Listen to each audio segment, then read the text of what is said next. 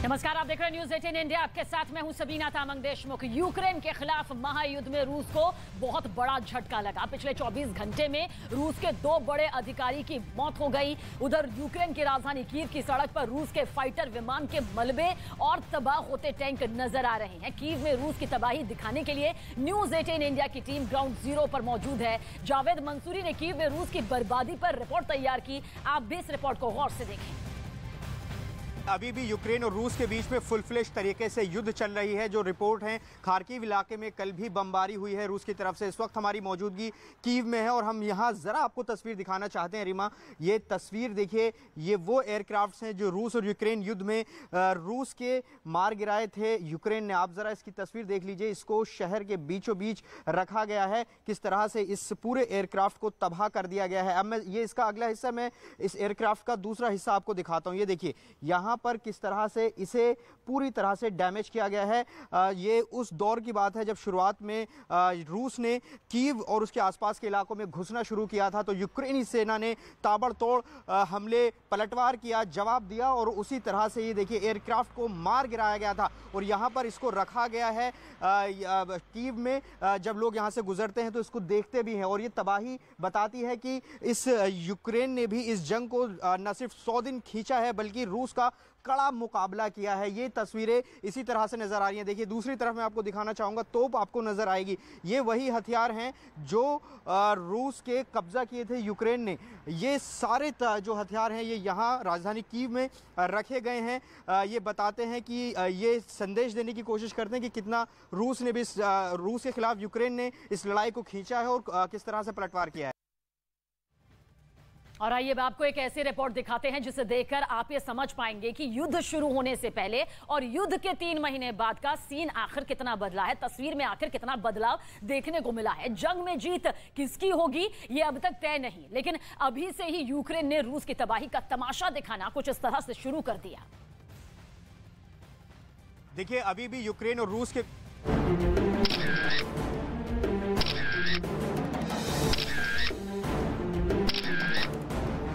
ये रूस की तबाही का तमाशा है और इस तमाशे का मेला सजा है यूक्रेन की राजधानी कीव के चौराहे पर।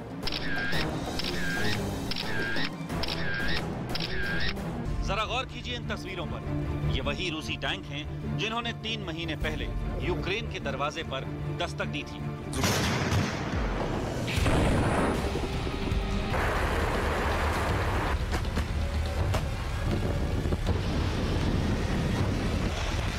और इस दस्तक से पूरे यूक्रेन समेत राजधानी कीव के लोग दहशत में आ गए थे। लेकिन युद्ध में यूक्रेनी सैनिकों ने इन रूसी टैंकों का वो हाल किया कि अब ये खड़े होने के काबिल तक नहीं बचे। शहर के अलग अलग हिस्सों में पड़े रूसी टैंकों के कबाड़ को अब यूक्रेन के अधिकारी कीव के ऐतिहासिक सेंट माइकल स्क्वायर पर लाकर इकट्ठा कर रहे हैं, जहां कीव के लोग टैंकों के इस कबाड़ के सामने सेल्फी लेकर रूस को चढ़ा रहे हैं। कबाड़ बन चुके टैंकों की इन तस्वीरों में कहीं बकरियां टहलती दिख रही हैं, तो कहीं कोई इन कबाड़ के सामने लोग कुत्ते के साथ फोटो खिंचवाते नजर आ रहे हैं। राजधानी कीव में घुसने की कोशिश में रूस के ऐसे कई टैंकों को यूक्रेन की सेना ने तबाह कर दिया और इस तबाही का नमूना कीव की सड़कों पर आज भी नजर आता है।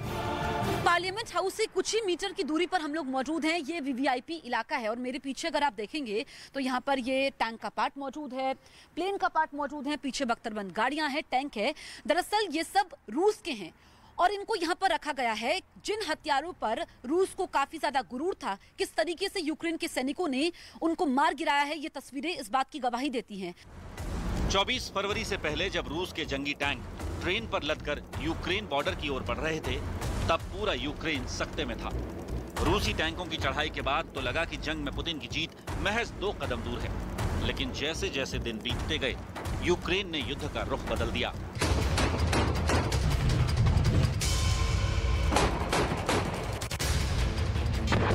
और जवाबी हमलों में रूसी टैंकों का दम निकालना शुरू कर दिया।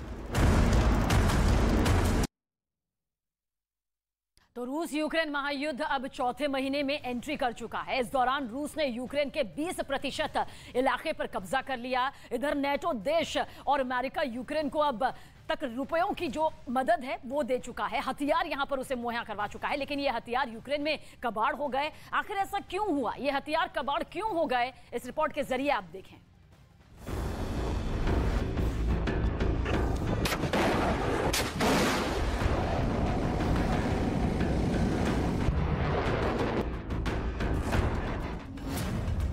अमेरिका के हथियार यूक्रेन में क्यों बेकार?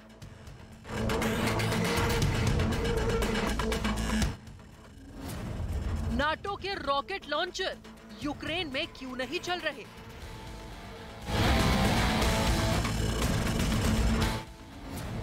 बिना ट्रेनिंग यूक्रेन की सेना कैसे देगी रूस को टक्कर?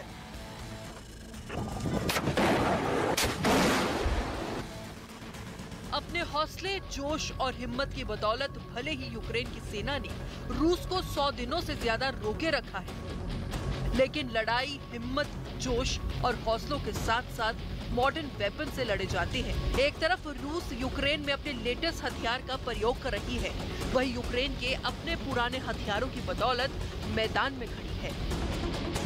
पश्चिमी मीडिया में दावा किया गया कि अमेरिका समेत कई देशों से मिले हथियार यूक्रेन में धूल खाने को मजबूर है। ऐसा इसलिए क्योंकि ज़ेलेंस्की की सेना को इन्हें चलाने की ट्रेनिंग ही नहीं दी गई।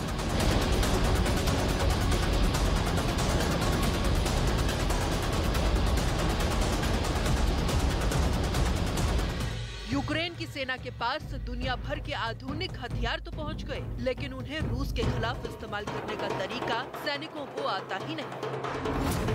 पश्चिमी मीडिया में छपी एक रिपोर्ट के मुताबिक यूक्रेन की सेना को अमेरिका और ब्रिटेन ने कई ऐसे हथियार दिए जो रूस की नाक में दम कर सकते हैं, लेकिन उन्हें चलाने की समझ न होने की वजह से वो कबाड़ में बदल गए, जिस पर खुद यूक्रेन के सैनिकों ने हामी भरी। उसके एक सैनिक ने दावा किया, ये बिल्कुल ऐसा है जैसे में आईफोन का सबसे आधुनिक वर्जन दे दिया गया हो, लेकिन उसके सिवाय फोन लगाने के हमें कुछ नहीं आता।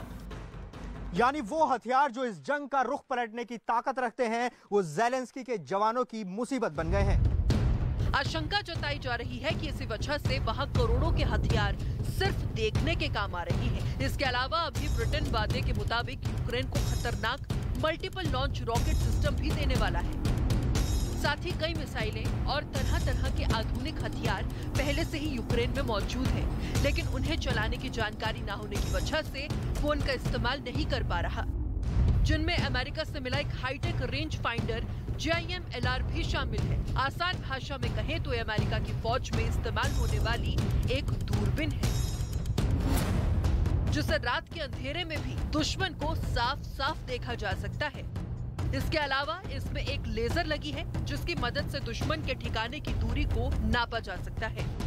साथ ही ये GPS से लैस है, यानी जंगल में या रेगिस्तान जैसे इलाकों में लड़ाई के वक्त ये रास्ता ढूंढने में भी काम आ सकती है।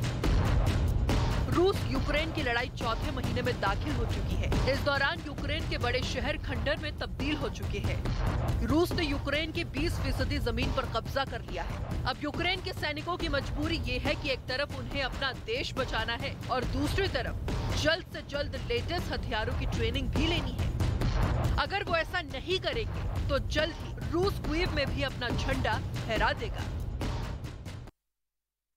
तो रूस यूक्रेन युद्ध अब चौथे महीने में दाखिल हो गया है, यानी कि 4 महीने इसे यहां पर अब देखने को मिल रहे हैं। इस दौरान रूस की सेना को भी काफी नुकसान झेलना पड़ा। कीव के चौराहे पर रूस की तबाही का तमाशा या फिर यूं कहें प्रदर्शनी लगाई गई। अब लोग ये देखने के लिए आ रहे हैं कि इतने शक्तिशाली देश रूस के बड़े बड़े हथियार आखिर ढेर कैसे हो गए, क्यों हो गए।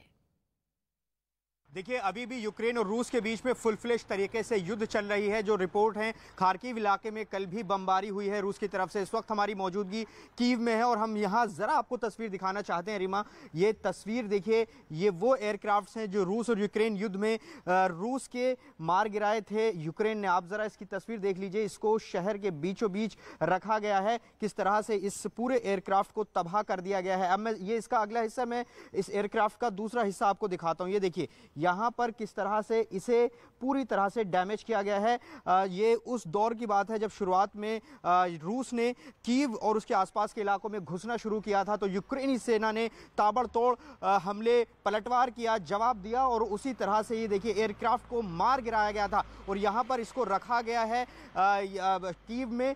जब लोग यहाँ से गुजरते हैं तो इसको देखते भी हैं और ये तबाही बताती है कि इस यूक्रेन ने भी इस जंग को न सिर्फ 100 दिन खींचा है बल्कि रूस का कड़ा मुकाबला किया है। ये तस्वीरें इसी तरह से नजर आ रही हैं। देखिए दूसरी तरफ मैं आपको दिखाना चाहूंगा, तोप आपको नजर आएगी। ये वही हथियार हैं जो रूस के कब्जा किए थे यूक्रेन ने। ये सारे जो हथियार हैं ये यहाँ राजधानी कीव में रखे गए हैं। ये बताते हैं कि ये संदेश देने की कोशिश करते हैं कि कितना रूस ने भी रूस के खिलाफ यूक्रेन ने इस लड़ाई को खींचा है और किस तरह से पलटवार किया है। जी, अमेरिका और दक्षिण कोरिया की फॉर्मेशन को देखकर किम जोंग उनकी धड़कनें जरूर बढ़ गई होंगी। वैसे धड़कन तो पुतिन और जेलेंस्की दोनों की बढ़ी हुई है। व्लादिमीर पुतिन ने यूक्रेन युद्ध को 3 हिस्सों में बांटने का फैसला किया। रूस ने उस प्रोजेक्ट को ग्रीन सिग्नल दिया जिसे पुतिन का ब्लड मून कहा जा रहा है। ये रिपोर्ट देखेंगे तो आपको मालूम चलेगा कि पुतिन का ये चांद वाला ख्वाब आखिर कितना बड़ा है।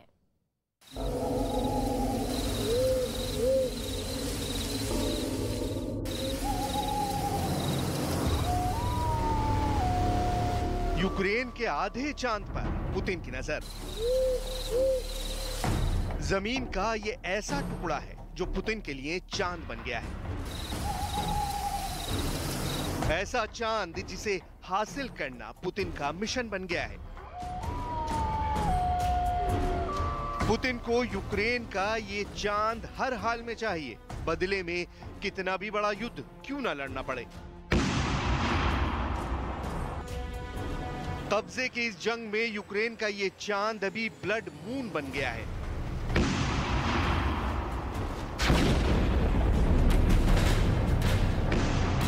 पुतिन की जिद के चलते यूक्रेन का ये पूरा इलाका रोज धमाकों के साथ सोता जागता है।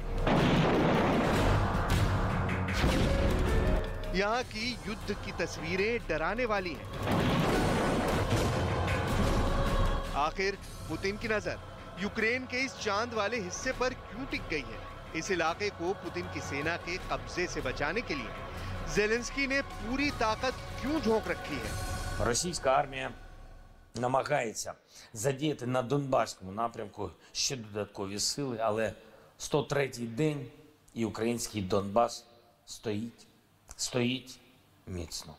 Робимо все для оборони і на Запорізькому напрямку, на Миколаївському також.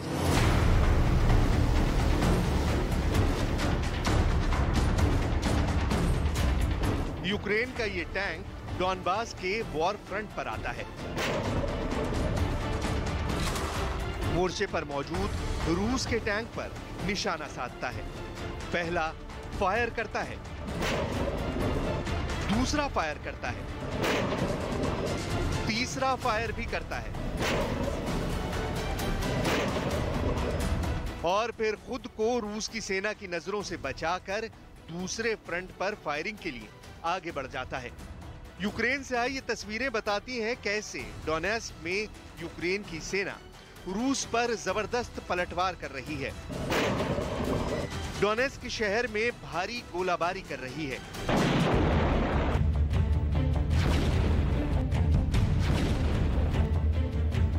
यूक्रेन ने ड्रोन की मदद से रूस पर जबरदस्त पलटवार किया है। यूक्रेन ने रूस के टैंक को तबाह कर दिया है। यूक्रेन की तरफ से इसका वीडियो जारी किया गया है। वहीं रूस ने भी अपने हथियारों को तबाह करने की ताक में लगे यूक्रेन के ड्रोन को तबाह कर दिया है।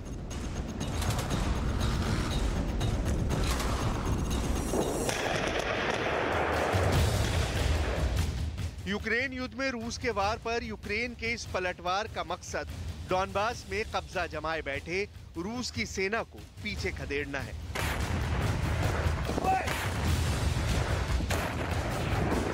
पुतिन के हाफ मून वाले ड्रीम को तार तार करना है। पुतिन का मिशन हाफ मून इस वक्त खूनी चांद बन गया है। पुतिन का मिशन मून पूरब में खार्किव से दक्षिण में ओदेसा तक वाले यूक्रेन के पूर्वी दक्षिणी हिस्से पर कब्जा जमाना है। नतीजा ये है कि खार्किव से ओदेसा तक 815 किलोमीटर लंबे मोर्चे पर बम गोले बरस रहे हैं। रूस की फौज पर दबाव बहुत ज्यादा है क्योंकि रूस की सेना को जो कामयाबी उत्तरी यूक्रेन में नहीं मिली, पुतिन वो कामयाबी दक्षिणी और पूर्वी यूक्रेन में चाहते हैं। यही वजह है कि राष्ट्रपति व्लादिमीर पुतिन का पूरा फोकस इस वक्त यूक्रेन के मून लैंड पर है, जो पुतिन की सेना के लिए रेड कॉरिडोर बना हुआ है। यूक्रेन में रूस का रेड कॉरिडोर क्या है? क्या ये पुतिन का प्लान बी का हिस्सा है? क्या वो रेड कॉरिडोर तैयार करके पूरी जंग का दायरा ही बदलने जा रहे हैं? 1.5 से 2 लाख की फौज लेकर जो ऑपरेशन पुतिन ने शुरू किया था, उसमें 60,000 रिजर्व फोर्स और झोंकी जा रही है। इस जंग में अब रूस के टारगेट पर यूक्रेन का सेवेरोडोनेत्स्क शहर आ चुका है, जहां कब्जे के लिए आमने सामने की लड़ाई है। हालात ऐसे बन गए हैं कि इस शहर पर कब्जा करने के लिए रूस 10 गुना बमबारी करने लगा है। यूक्रेन का दावा है कि रूस ने सेवेरोडोनेत्स्क के लगभग 80% इलाके पर कब्जा कर लिया था, लेकिन यूक्रेन के सैनिकों ने पलटवार करके रूस की सेना को पीछे खदेड़ दिया और सेवेरोडोनेत्स्क के आधे हिस्से पर फिर से अपना नियंत्रण कर लिया है। Ситуація на сході, ситуація на Сєвєродонецьку, ви знаєте, ми тримаємо ситуацію. Саме тримаємо ситуацію. Їх більше. Вони потужніші, але тим не менш, я думаю, що у нас є всі шанси боротися. रूस से 140 किलोमीटर दूर यूक्रेन का सेवेरोडोनेत्स्क शहर, जिस पर कब्जा करने के लिए पुतिन बेकरार है और जेलेंस्की किसी भी सूरत में इसे छोड़ना नहीं चाहते। मतलब सेवेरोडोनेत्स्क के लिए पुतिन की सेना ताबड़तोड़ हमले कर रही है, शहर को खंडर बनाने की कोशिश में है, लेकिन जेलेंस्की की सेना पूरा दम लगाकर इस शहर को बचाने में जुटी है। रूस इस शहर को मारियोपोल जैसा करना चाहती है। रूस की फौज डोनबास में हर कोने को सैनिटाइज करके आगे बढ़ रही है। इसमें वक्त जरूर लग रहा है, हर एक इमारत पर हमला हो रहा है, लेकिन रूस यहां कोई चांस नहीं लेना चाहता क्योंकि यूक्रेन की फौज इस इलाके में गुरिल्ला युद्ध लड़ रही है। जंग चौथे महीने में पहुंचने वाली है, यानी फरवरी में हमला किया, मार्च में युद्ध तेज हुआ, अप्रैल से होते हुए जून में भी ये युद्ध थमता हुआ नजर नहीं आ रहा है। ऐसे में यूक्रेन में पुतिन के सामने 5 बड़े लक्ष्य क्या हैं, वो बहुत गौर से समझिएगा। यूक्रेन की लड़ाई में पुतिन अपने स्ट्रॉन्ग होल्ड, यानी वो इलाके जहां रूस का दबदबा है, उस पर और जोर लगाना चाहते हैं, और ये है ईस्ट कॉरिडोर, यानी डॉनबास का वो रीजन जहां लुहांस्क और डोनेस्क इलाके आते हैं। इसके साथ ही रूस दक्षिण में मारियोपोल और क्राइमिया तक रेड कॉरिडोर बनाना चाहता है और इन्हीं इलाकों में मजबूत पकड़ हासिल करके वो यूक्रेन को बांटने वाली नदी नाइपर के जरिए ईस्ट और वेस्ट वाला फ्रंट तैयार करना चाहता है। पूरब से लेकर दक्षिण तक हिस्सा यूक्रेन का सबसे खतरनाक फ्रंट बना हुआ है।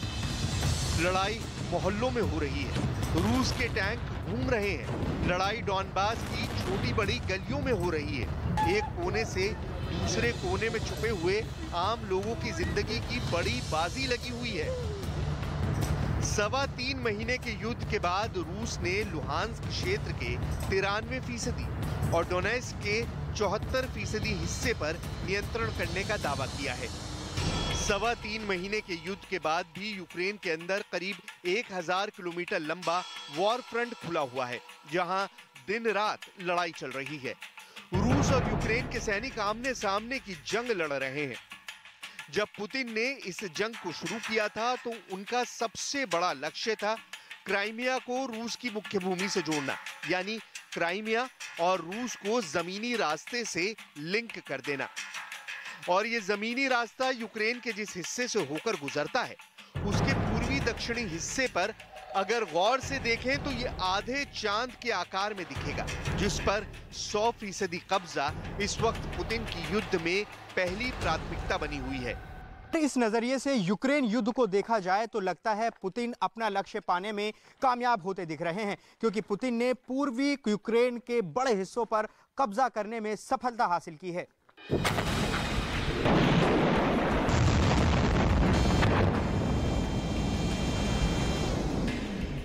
ये समझ लीजिए कि यूक्रेन के ओडेसा पर कब्जा क्यों जमाना चाहते हैं पुतिन। इस मैप को ध्यान से देखिए।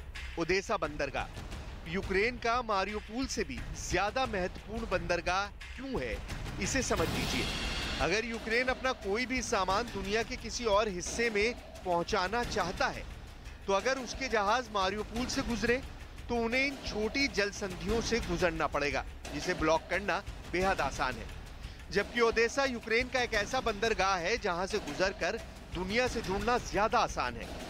इसलिए पुतिन ओडेसा पर कब्जा करना चाहते हैं ताकि हर तरह से यूक्रेन को दुनिया से काट दिया जाए। इसलिए पुतिन की आर्मी ने लगातार ओडेसा के ऊपर दबाव बना रखा है, क्योंकि ओडेसा पर कब्जा करने के बाद पूरे काले सागर पर पुतिन की फोर्स का वर्चस्व हो जाएगा। लेकिन ज़ेलेंस्की को ऐसा होना किसी भी कीमत पर मंजूर नहीं है।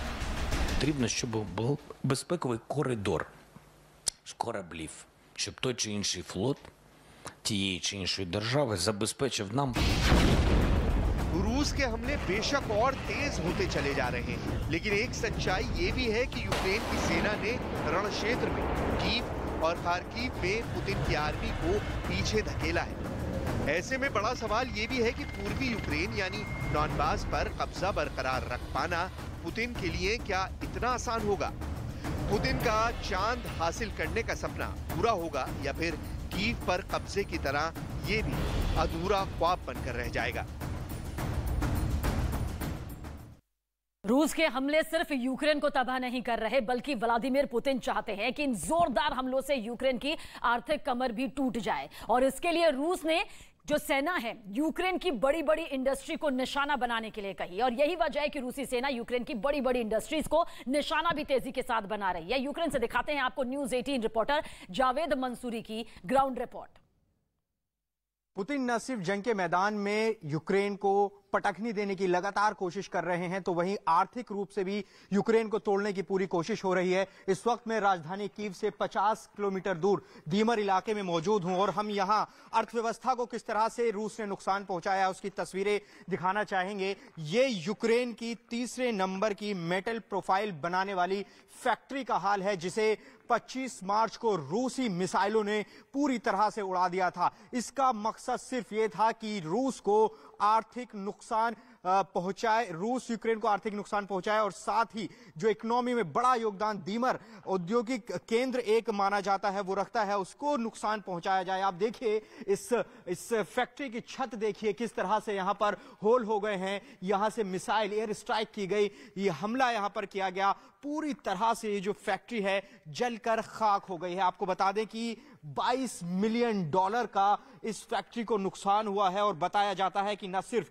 यूक्रेन बल्कि यूरोप को ये मेटल प्रोफाइल यानी कि जो विंडो और दरवाजों में मेटल की प्रोफाइल लगती है उसको तैयार ये फैक्ट्री करती थी। और अब जरा इसकी हाल देख लीजिए, ये पूरी तरह से नेस्तनाबूद हो गई है। यहां इसका जरा बाहरी हिस्सा दिखाते हैं, वो तस्वीरें देखकर भी आप चौंक जाएंगे। और तस्वीर ऐसी है कि पूरी तरह से ये जो इसका दूसरा हिस्सा है फैक्ट्री का ध्वस्त हो चुका है। आप जरा तस्वीर देख लीजिए, ये पूरी तरह से जो इस फैक्ट्री की छत थी, दीवारें थी, वो सब भर भरा कर गिरी हुई हैं। और ये आप देखिए इस तरफ भी अगर मैं आपको बाईं तरफ दिखाना चाहूं तो यहां पर भी बुरा हाल है। रूस की सीधी कोशिश थी कि यूक्रेन को आर्थिक रूप से तोड़ा जाए। ये देखिए, ये संभवतः ये वो निशान है जहां से बम गिराए गए और ये हाल आप देख सकते हैं। तो यहां हालात न सिर्फ जंग के मैदान में रूसी सेना यूक्रेन को हराने की कोशिश कर रही है, बल्कि आर्थिक रूप से तोड़ने की भी कोशिश कर रही है। क्योंकि किसी भी देश के लिए अगर वो आर्थिक रूप से टूटता है तो बहुत ज्यादा दिनों तक टिक पाना जंग में मुश्किल होता है। हमारे साथ इस फैक्ट्री के डायरेक्टर मौजूद हैं, उनसे हम बात करेंगे कि क्यों इस बिल्डिंग को निशाना बनाया गया, कितना नुकसान उन्हें हुआ है और रूस ने इसी इमारत को क्यों नुकसान पहुंचाया। हमारे साथ इस फैक्ट्री के डायरेक्टर हैं, साथ ही डॉक्टर विजय हैं जो कि ट्रांसलेट करेंगे क्योंकि यहाँ पर भाषा एक समस्या है। सर ये बताएं कि रूस ने इस इमारत को क्यों ही निशाना बनाया? Почему Россия это стреляла? Ну, цель была. Здесь нет никаких военных объектов, никаких вооруженных сил. Поэтому, единственной целью это было нанести урон экономике Украины. कह रहे यहाँ पे कोई बेस नहीं था, आर्मी का कोई कैंप नहीं था, उनका केवल एक ही टारगेट था कि इकोनॉमिक हमारी खत्म कर दें वो। कितना नुकसान हुआ है अगर ये बता पाए? Сколько приблизительно утеря есть? Где-то в пределах от 15 до 20 миллионов долларов. कह रहे 15 से 20 मिलियन के आसपास का हमारा जो है यहाँ पे नुकसान हुआ है, और भी हो सकता है। मतलब साफ था कि यूक्रेन की कमर तोड़ना, आर्थिक रूप से कमर तोड़ना, उसे किसी भी कीमत पर घुटनों पर लाना, ये मकसद होता था। और आप जरा ये तस्वीर देखिए कि पूरी तरह से यहाँ राख बना हुआ है, ये पूरा इलाका जलकर खाक हो गया है। तो दरअसल हम ये तस्वीर दिखाने की कोशिश कर रहे हैं कि रूस और यूक्रेन जहां जमीन पर लड़ रहे हैं, तो वहीं रूस ने यूक्रेन को आर्थिक चोट पहुंचाने के लिए किस तरह की कोशिश की थी, वो तस्वीर हम आपको दिखा रहे हैं। और बड़ा नुकसान हुआ है। देखिए, ये एक दीमर एक शहर है जहां एक यूनिट को नुकसान पहुंचाया गया, जो बड़ा योगदान यहां पर रखती थी यहाँ की इकोनॉमी में। लेकिन ऐसे कई शहर हैं, कई औद्योगिक केंद्र हैं जो रूस के निशाने पर रहे थे। साफ तौर पर कोशिश यही थी कि जंग के मैदान के साथ साथ आर्थिक रूप से भी यूक्रेन को कमजोर किया जाए। तो चौथे महीने में इस महायुद्ध, महाजंग की एंट्री हो चुकी है, जबकि एक्सपर्ट्स कह रहे थे शुरुआती तौर पर कि यह युद्ध महज 4 दिन तक या फिर कुछ दिनों तक चलेगा। यूक्रेन पर रूस के हमले को 100 दिन से ज्यादा हो गए और यूक्रेन को यूरोपीय देशों और अमेरिका से लगातार सैन्य सहायता मिलना जारी है। ऐसे में अब यूक्रेन ने अपनी रक्षात्मक नीति को आक्रमण की नीति में बदल दिया है और इस बात में कोई शक नहीं है कि यूरोपीय अमेरिकी प्रतिबंधों की वजह से रूस को नुकसान उठाना पड़ा और इस महायुद्ध के स्तर पर भी असर पड़ा है। इन सभी के बीच बड़ा सवाल यह है कि इस युद्ध में अब आखिर क्या हो सकता है।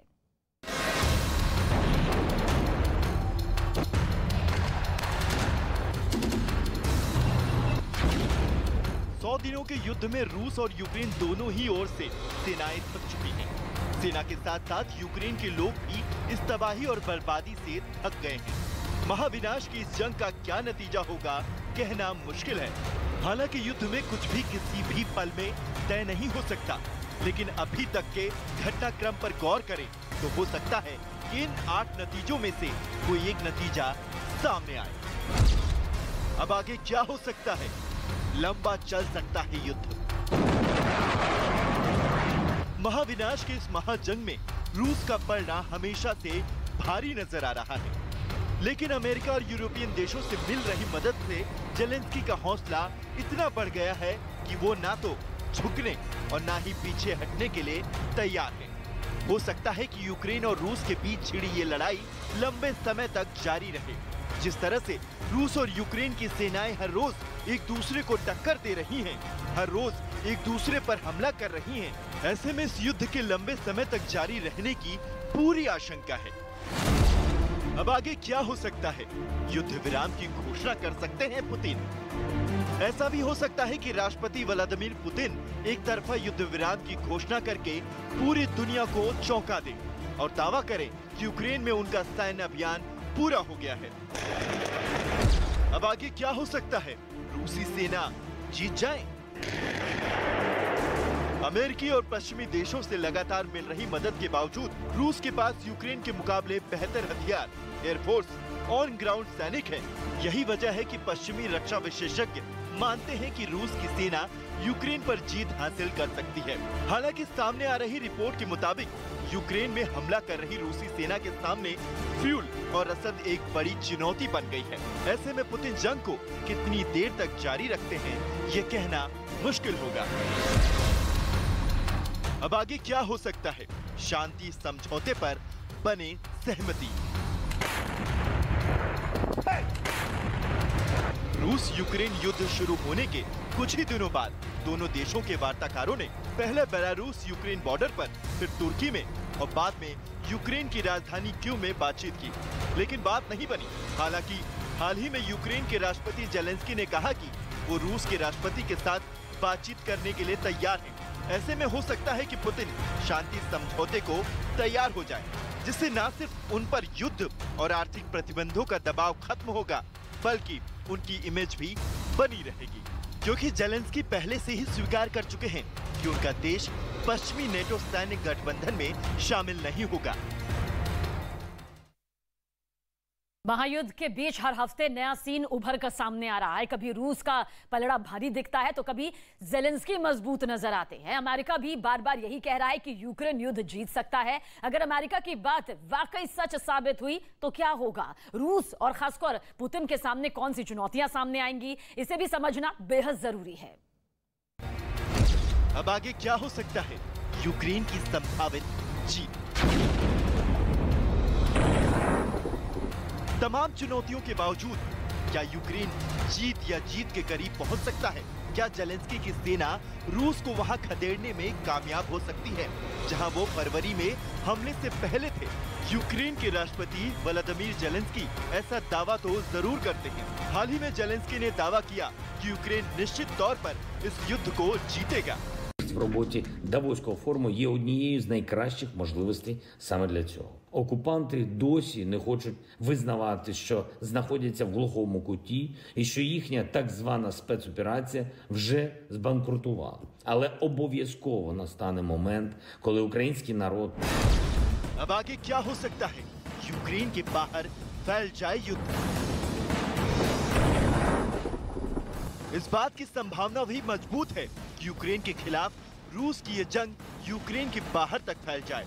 सोवियत संघ से अलग हुए 3 ऐसे देश हैं जो अब अमेरिका के नेतृत्व में नाटो सैन्य गठबंधन के सदस्य हैं। पुतिन ने नाटो को यूक्रेन के सैन्य मदद के खिलाफ चेतावनी दे रखी है। अगर ये युद्ध किसी भी कारण से यूक्रेन से बाहर किसी और देश, खासकर नाटो के सदस्य देशों में जाता है तो परिणाम भयावह होंगे। अब आगे क्या हो सकता है? पुतिन को राष्ट्रपति पद छोड़ने को होना पड़े मजबूर। रूस में तख्ता पलट हो सकता है। इतना ही नहीं, ब्रिटेन की मीडिया रूस में तख्ता पलट का भी दावा कर रही है। ब्रिटेन के अखबार मिरर के मुताबिक एक इंटरव्यू में ब्रिटेन की खुफिया एजेंसी MI16 के चीफ रह चुके रिचर्ड डियरलव ने रूस में तख्ता पलट का दावा किया। साथ ही MI6 के पूर्व चीफ ने यह भी कहा कि तख्ता पलट की तैयारी की अटकलों के बीच विद्रोह को टालने के लिए पुतिन को सत्ता से दूर भी किया जा सकता है। अब आगे क्या हो सकता है? न्यूक्लियर हमला कर सकते हैं पुतिन। लंबे समय से अटकलें चल रही हैं कि हो सकता है कि पुतिन हार को देखते हुए केमिकल या न्यूक्लियर अटैक के बारे में सोच सकते हैं। हाल ही में रूस के एक पूर्व सैन्य अधिकारी ने एक बार फिर अमेरिका को परमाणु हमले की धमकी दे दी है। रूस को ये बात अच्छी तरह से पता है कि पश्चिमी देशों से मिले हथियारों के दम पर ही यूक्रेन अब तक उसके सामने खड़ा है और अगर उससे नाटो देशों का साथ नहीं मिलता तो अब तक रूसी सेना यूक्रेन पर कब्जा जमा चुकी होती। इसी वजह से रूस यूक्रेन की जंग में दखल देने वाले देशों पर एटम बम गिराने की धमकी दे रहा है। इस युद्ध के नतीजों की ये सिर्फ अटकलें भर हैं। असल नतीजा कुछ और भी हो सकता है, लेकिन हालात ये जरूर बताते हैं कि कुछ भी होने में अभी कुछ और वक्त जरूर लगेगा।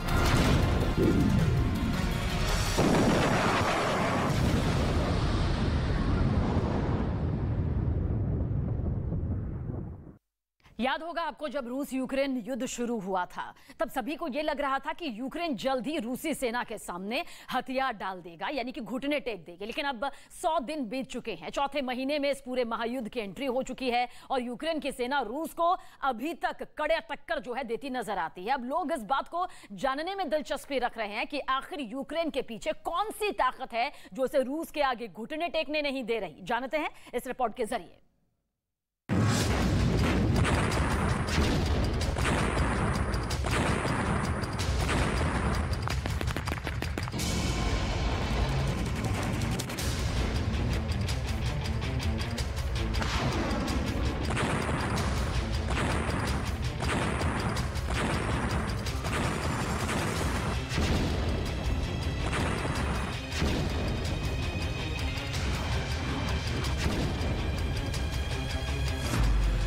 रूस के यूक्रेन पर ताबड़तोड़ हमले। रूस की भारी बमबारी से दहला यूक्रेन। रिहायशी इलाकों पर मिसाइल हमले।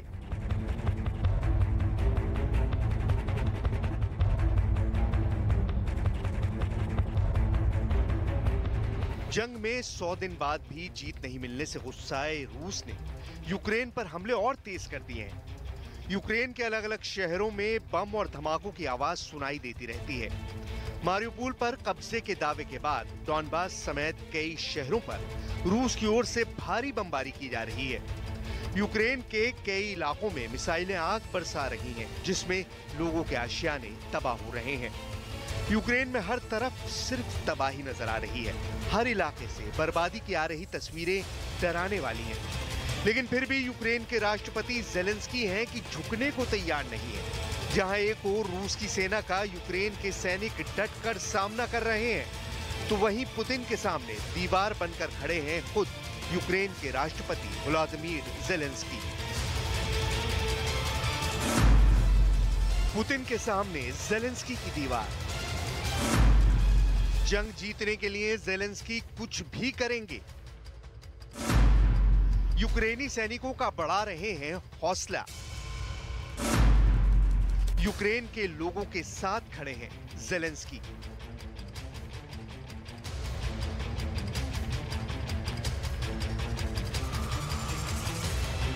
रूस के साथ जंग के 100 दिन बीत चुके हैं, लेकिन ज़ेलेंस्की फौलादी दीवार की तरह पुतिन और जीत के बीच खड़े हैं। युद्ध के शुरुआती दिनों में अमेरिकी सरकार ने ज़ेलेंस्की को राजधानी कीव से निकलने को कहा था, लेकिन ज़ेलेंस्की ने इससे इनकार कर दिया था। ज़ेलेंस्की ने युद्ध के दौरान कई बार लोगों से बात की और उनके साथ खड़े रहने का भरोसा दिलाया।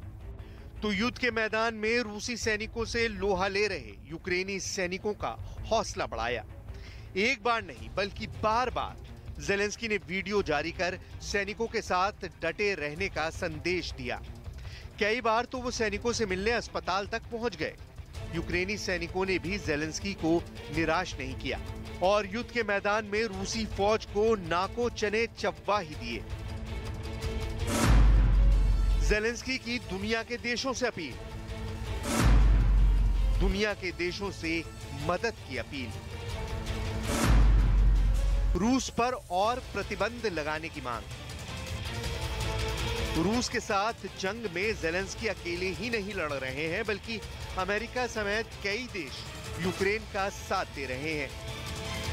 ज़ेलेंस्की की मदद की अपील रंग भी ला रही है और कई देशों ने जहां रूस पर प्रतिबंध लगाए, तो वहीं कई देशों ने हथियारों के साथ ही आर्थिक मदद भी यूक्रेन को दी। ज़ेलेंस्की ने अमेरिका के मेयरों से भी रूस पर दबाव बनाने की अपील की और रूस को अंतर्राष्ट्रीय मंच पर अलग थलग करने की अपील की। Пані та панове, шановні мери Сполучених Штатів Америки, я вдячний можливості звернутися до вас сьогодні. Сполучені Штати стали справжнім лідером міжнародної підтримки України. Це і оборонна підтримка, і фінансова, і політична. І вона базується на щирому зв'язку між усіма народами, які однаково цінують свободу. На тому, що ми, українці та американці, однаково розуміємо небезпеку тиранії. Світ бачив різні тиранії у різні часи.